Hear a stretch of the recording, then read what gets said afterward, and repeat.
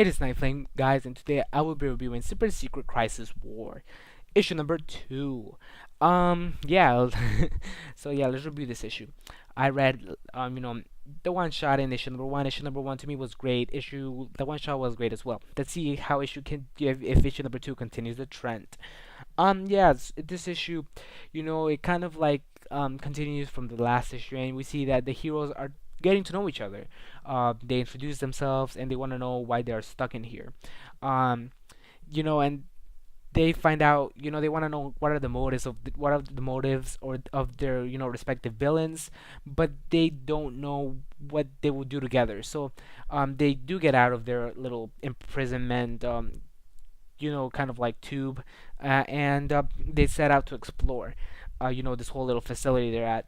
Um, they end up finding out that they are controlled by aliens, not aliens, but it's complicated. They are not controlled by aliens, but I mean, the only purpose they're here is in order for the villains to create robots of themselves. It looks like I don't know. No, the robots of their respective heroes. The villains are here to create robots of their respective heroes. That's it.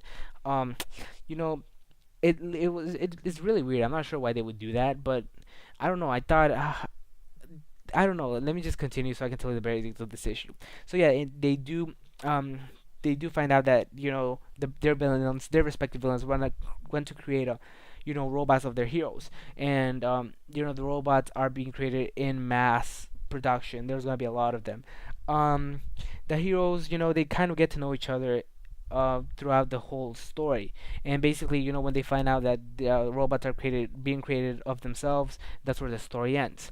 The verdict. I'm just gonna get straight to verdict. Sorry, guys, but it was really short. Like now that I look at it, I thought the characterization between them. I mean, them talking together. Just I don't know. It seemed forced. It wasn't. It's hard to explain. Like I don't know, Dexter, he kind of acted like himself, but in other times he just seemed like he was just there as a little kid. They didn't treat him as his highly intellectual thing. They just treated him as little kids when the girls should have been treated as little kids. But I understand that the girls are more powerful than Dexter.